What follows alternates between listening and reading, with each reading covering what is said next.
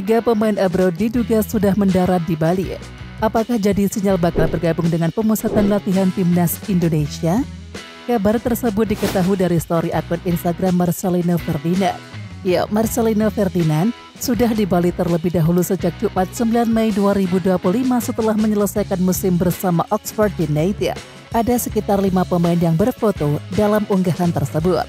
3 dari 5 nama merupakan pemain yang berlabel timnas Indonesia. Ketiga pemain yang dimaksud adalah Asnawi Mangkualam, Marcelino Ferdinand, dan juga Ronaldo Kuate. Seperti yang telah diketahui, Asnawi Mangkualam sudah menyelesaikan musim di Liga Thailand. Pemain 25 tahun tersebut melakoni musim yang apik di negeri Gajah Putih. Total Asnawi Mangkualam tampil dalam 28 pertandingan di Liga Thailand musim ini. Pada bulan Juni 2025, ada kemungkinan Asnawi Mangkualam bakal mendapatkan panggilan. Pasalnya Patrick Kluivert sangat membutuhkan amunisi di sektor bek kanan. Bek kanan nomor 1 timnas Indonesia saat ini Kevin Dijk berpotensi absen karena cedera. Dan faktor spekulasi tersebut adalah Bali bakal jadi lokasi kamp pemusatan latihan atau TC squad Garuda. Selain itu ada Ronaldo Kuate yang juga telah menyelesaikan musim di Liga Thailand. Ronaldo Kuate baru saja menyelesaikan musimnya bersama Mahasiswa Rekam di kasta kedua Liga Thailand. Dan terakhir kali putra dari Roberto Kuate tersebut bergabung dengan skuad timnas Indonesia pada Asian Cup 2024.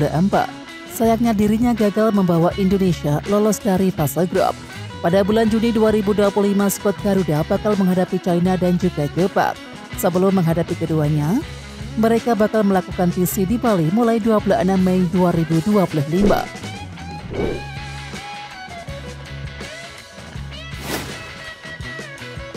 FIFA dikabarkan resmi memberikan sanksi kepada timnas Indonesia. Sanksi tersebut disebabkan karena ulah supporter ketika timnas Indonesia menjamu Bahrain pada bulan Maret yang lalu. Ya, duel timnas Indonesia versus Bahrain terlaksana di Stadion Utama Gelora Bung Karno atau SUGBK Jakarta pada 25 Maret 2025. Laga ini sendiri berlangsung cukup panas. Timnas Indonesia kala itu berhasil meraih kemenangan dengan skor 1-0 atas Bahrain. Gol sematawayang tim asuhan dari Patrick Kluivert tersebut dicetak oleh Ole Romedi. Dilansir dari akun Instagram @ASEANFootball, FIFA resmi memberikan sanksi kepada timnas Indonesia. Sanksi tersebut diberikan karena ulah supporter yang meneriakkan kata-kata bernada kebencian selama duel timnas Indonesia versus Bahrain berlangsung. PSSI menerima surat resmi dari FIFA terkait dengan adanya tindakan diskriminasi yang ditunjukkan penggemar selama pertandingan melawan Bahrain. PSSI mengkonfirmasi bahwa mereka menerima 2 penalti terkait insiden yang terjadi pada menit ke-80 pertandingan Indonesia versus Bahrain. Pada saat itu, sekitar 200-300 pendukung Indonesia dilaporkan telah meneriakkan kata-kata penuh kebencian terhadap Bahrain. Tulis @ASEANFootball. Akibatnya Indonesia menghadapi 2 penalti dari FIFA. Denda, PSSI didenda hampir $500 miliar. Pengurangan penonton. Untuk pertandingan kandang berikutnya melawan China pada 5 Juni di kualifikasi Piala Dunia 2026, kapasitas stadion akan berkurang 15%. Sambungnya. Ya, pertandingan ini merupakan laga lanjutan putaran ketiga grup C kualifikasi Piala Dunia 2026 zona Asia. Setelah itu, timnas Indonesia bakal bertamu ke kandang Jepang pada tanggal 10 Juni 2025. Sementara itu, timnas Indonesia wajib mendulang poin sebanyak mungkin kala bertemu China dan juga Jepang. Hal ini bertujuan guna menjaga asa lolos ke Piala Dunia 2026. Skuad Garuda kini berada di posisi keempat klasemen grup C dengan raihan 9 poin dari 8 laga. Timnas Indonesia wajib mempertahankan posisi tersebut bila ingin lolos ke putaran keempat. Seperti yang telah diketahui bahwa tim yang finish di posisi kelima dan juga keenam dipastikan tersingkir.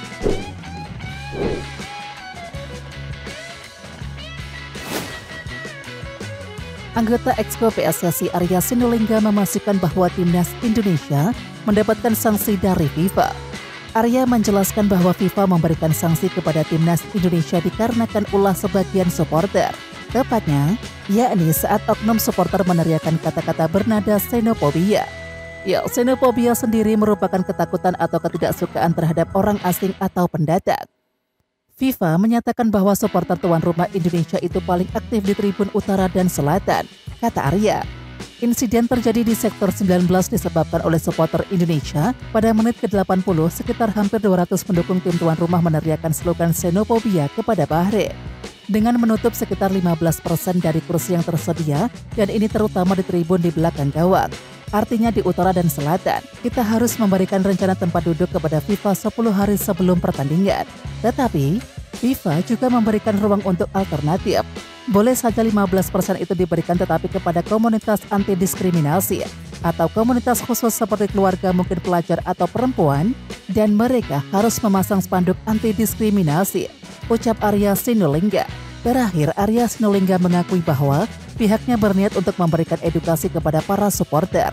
Hal tersebut bertujuan agar kejadian serupa tak terulang di masa depan.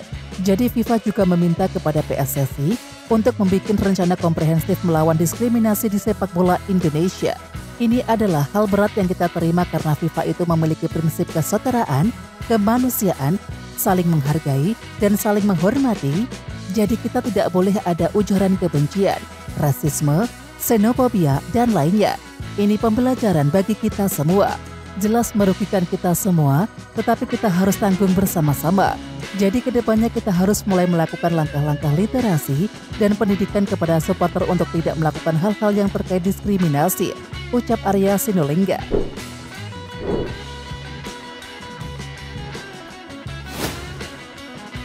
Dua basis supporter besar timnas Indonesia yakni Ultras Garuda dan juga La Grande Indonesia dipastikan tergusur dari tempatnya.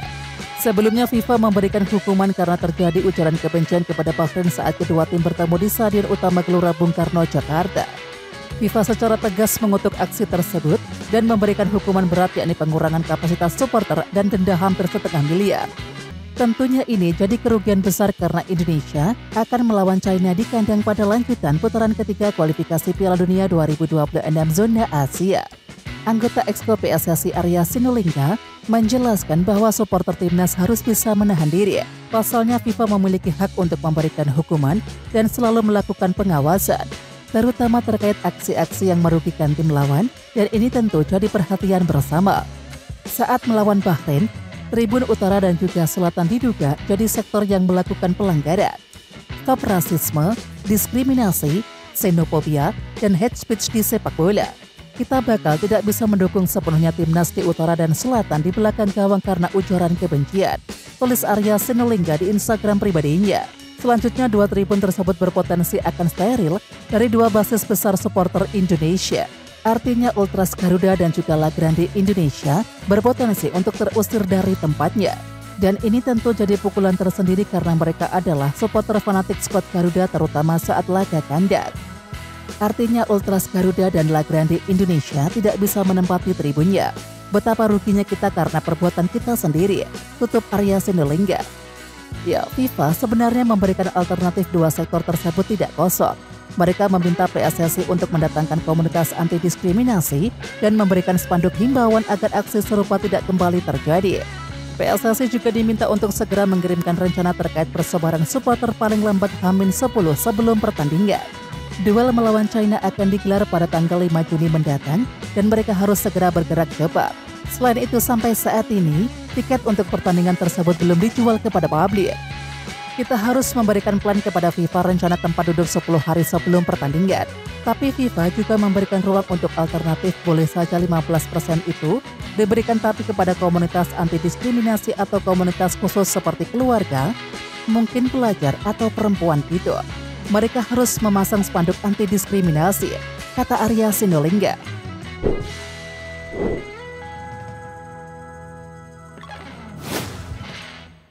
Emil Audero Mulyadi baru saja membawa timnya Palermo menembus zona playoff promosi Serie B 2024-25 usai menang atas Frosinone Sabtu 10 Mei kemarin.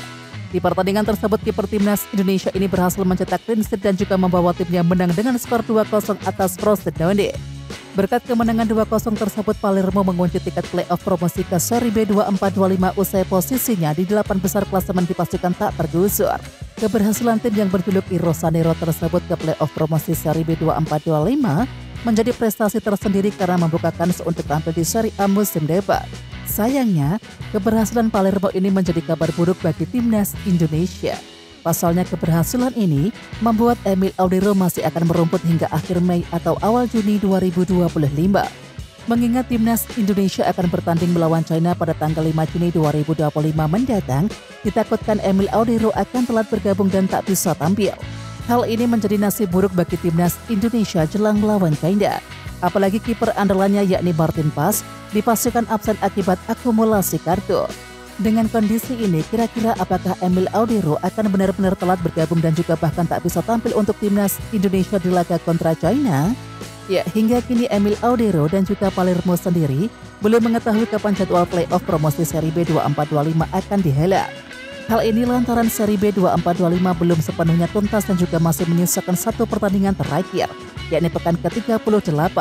Meskipun begitu, Emil Audero dan juga Palermo bisa mengira-ngira kapan mereka akan bertarung memperebutkan satu tiket promosi ke Serie A Italia. Mengingat Palermo maksimal hanya bisa finish di peringkat kelima Seri B 24-25, maka Emil Audero Mulyadi dan juga kawan-kawan harus melakoni preliminary playoff terlebih dahulu. Jika berkaca pada musim 23-24 yang lalu, maka babak preliminary playoff ini akan digelar pada tanggal 17 dan juga 18 Mei 2025 dengan format satu leg. Andai di babak ini Palermo menang, maka Emil Audero akan tampil di semifinal playoff promosi Seri B 24-25 yang akan berlangsung 2 leg. Kemudian jika berkaca pada playoff Seri B 23-24 kemarin, maka babak semifinal playoff ini akan digelar pada tanggal 20-21 Mei 2025 untuk leg pertama dan juga 24-25 Mei 2025 untuk leg kedua. Lalu apabila Palermo lolos dan babak semifinal ini akan menembus final playoff, maka Emil Audero akan tampil pada tanggal 30 Mei 2025 dan 2 Juni 2025.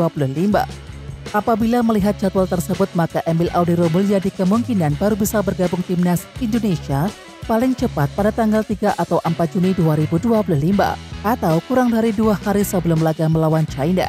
Dan kondisi ini akan membuat Emil Audero bisa saja absen seperti halnya JHS pada tahun 2024 yang lalu, yakni saat melakoni playoff promosi Seri B bersama Venezia FC.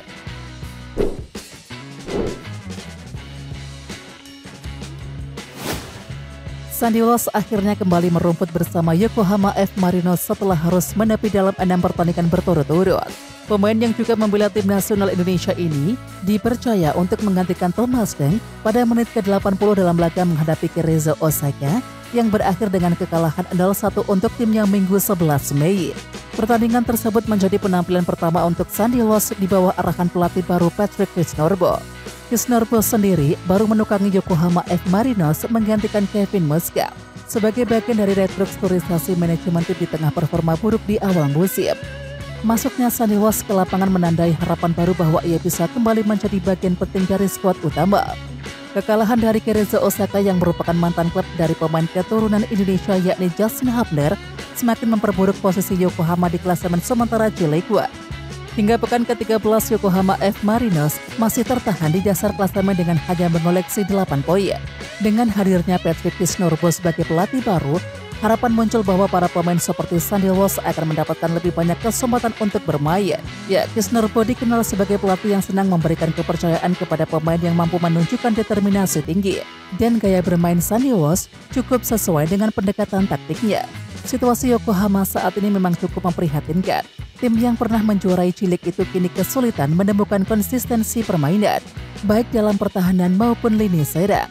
Kebobolan demi kebobolan yang terjadi secara konsisten menunjukkan lemahnya organisasi sektor belakang, sehingga kehadiran pemain seperti Sandy Walsh bisa menjadi solusi jika diberikan kepercayaan penuh. Di sisi lain, kembalinya Sandy Walsh ke lapangan hijau juga menjadi sorotan tersendiri di kalangan pecinta sepak bola Indonesia. Ia diharapkan terus berkembang di level klub agar bisa tampil maksimal saat membela tim Garuda di kompetisi internasional. Performa di J-League tentu saja menjadi tolak ukur penting untuk menunjukkan kualitasnya di level atas sepak bola Asia. Meskipun hanya bermain selama 10 menit di laga kontra Cerezo Osaka, hadirnya Sandy Walsh menunjukkan bahwa dirinya masih dipertimbangkan dalam rencana jangka panjang klub. Jika mampu menjaga kondisi fisik dan juga tampil konsisten saat diberikan kesempatan, bukan tidak mungkin ia akan kembali mengamankan posisi starter dalam pertandingan-pertandingan berikutnya. Kini yang menjadi perhatian adalah, apakah Patrick Kisnorbo akan mulai mempercayakan posisi bek kepada Sandy Walsh secara konsisten atau hanya menjadikannya sebagai pemain pelapis.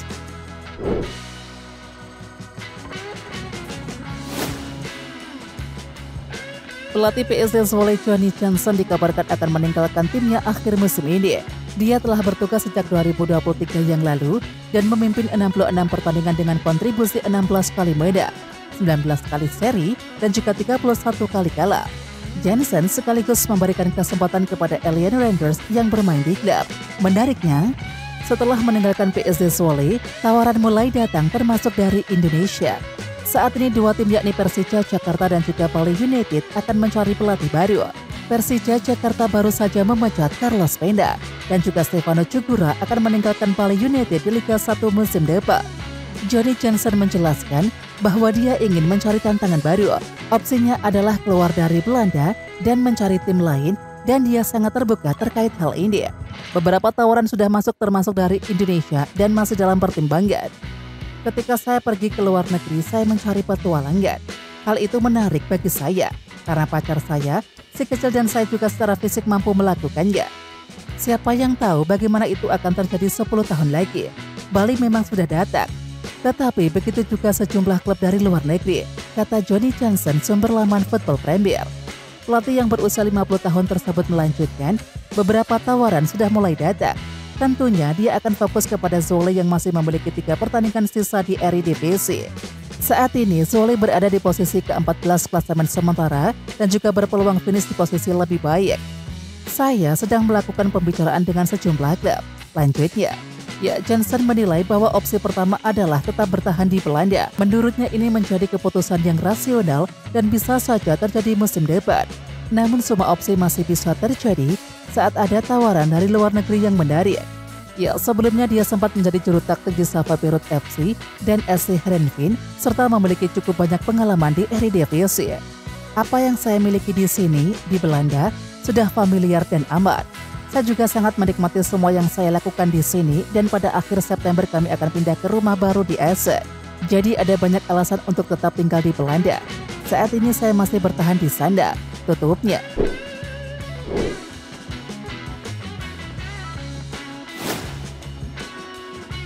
Timnas Indonesia U23 terus menunjukkan perkembangan positif dalam beberapa tahun terakhir. Salah satu faktor yang bisa menjadi kunci kebangkitan Garuda Muda adalah hadirnya pemain-pemain keturunan yang memiliki kualitas yang tinggi dan tidak perlu melalui proses naturalisasi untuk membela merah putih. Salah satu sosok yang paling mencuri perhatian adalah Ronaldo Kuate, penyerang muda berdarah Indonesia Liberia. Kemampuannya dalam mengolah bola, kecepatan, serta insting mencetak gol membuatnya menjadi aset berharga untuk timnas U23. Pengalamannya di Liga 1 Indonesia, Turki, hingga kini di Thailand telah membuktikan bahwa Ronaldo Kuate adalah pemain yang siap tampil di level lebih tinggi. Ronaldo dikenal memiliki teknik yang mumpuni dan fisik yang kuat.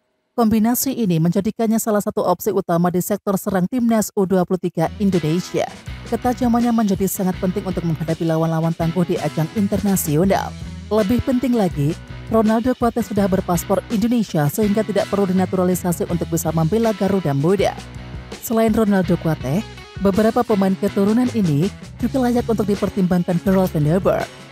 Yang pertama adalah Miliano Jonathans. Ia fleksibel dan juga visioner. Miliano Jonathans adalah pemain muda FC Utrecht yang memiliki darah Indonesia Belanda. Ia dikenal sebagai pemain serba bisa di sektor depan, mampu beroperasi di berbagai posisi menyerang. Kemampuan teknis, visi permainan, dan kekuatan fisiknya menjadi modal utama yang membuatnya layak diperhitungkan untuk skuad Garuda Muda. Miliano menawarkan fleksibilitas taktis bagi pelatih, sehingga bisa memberikan variasi strategi saat menghadapi berbagai tipe lawan. Tak hanya sekedar mencetak gol, Miliano Jonathans juga mampu menjadi kreator serangan yang membuka peluang bagi rekan-rekannya. Kemudian selanjutnya adalah Victor Detan yang punya kreator peluang yang efektif. Victor Detan, pemain yang memiliki sentuhan bola halus dan juga insting menyerang yang tajam. Victor yang sejak kecil memang memilih Indonesia sebagai negaranya, dikenal piawai dalam menciptakan peluang dan juga memiliki kemampuan finishing yang baik. Karakteristik ini membuat penyerang muda PSM Makassar ini cocok sebagai pelapis maupun starter di sektor depan timnas U23 Indonesia. Kehadiran Victor memberikan dimensi baru dalam permainan Garuda Muda. Ia bisa menjadi pemain pembeda dalam laga-laga krusial, terutama saat membutuhkan kreativitas di area seperti akhir lapangan. Dan yang terakhir adalah Adrian Wibowo, yang kuat, matang dan juga berpengalaman. Adrian Wibowo juga bisa membawa harapan besar. Ya, striker yang bertipe target man dengan darah Indonesia yang telah menimba ilmu di Major League Soccer atau MLS Amerika Serikat. Adrian yang baru saja debut bersama tim utama Los Angeles FC memiliki keunggulan dalam duel udara, postur tubuh yang ideal, serta gaya bermain yang agresif namun terukur. Pengalaman bermain di luar negeri membuat Adrian Wibowo memiliki kematangan dalam membaca permainan. Ia bisa menjadi solusi ketika timnas U23 Indonesia menghadapi tim-tim dengan pertahanan solid dan membutuhkan penyerang dengan kekuatan fisik yang prima. Ya, 4 pemain keturunan ini memberikan warna baru dalam komposisi sektor depan timnas Indonesia U23. Dengan kemampuan yang mereka miliki, pelatih memiliki lebih banyak pilihan dalam meracik strategi menyerang yang dinamis dan juga efektif. Tidak hanya memperkaya taktik, hadirnya mereka juga turut meningkatkan kualitas skuad secara keseluruhan. Dan hal ini menjadi sinyal yang positif dalam upaya timnas Indonesia U23 untuk bersaing lebih ketat di tingkat Asia, bahkan dunia. Oke Timnas Lovers, siapa kita? Kita Indonesia. Ayo kita dukung terus sepak bola tanah air Indonesia. Jangan lupa dukung terus Garuda Raya Channel dengan subscribe, like, dan komen karena saran dan kritik kalian sangat bermanfaat untuk perkembangan channel ini. Tungguin video selanjutnya dari Garuda Raya Channel. Salam olahraga.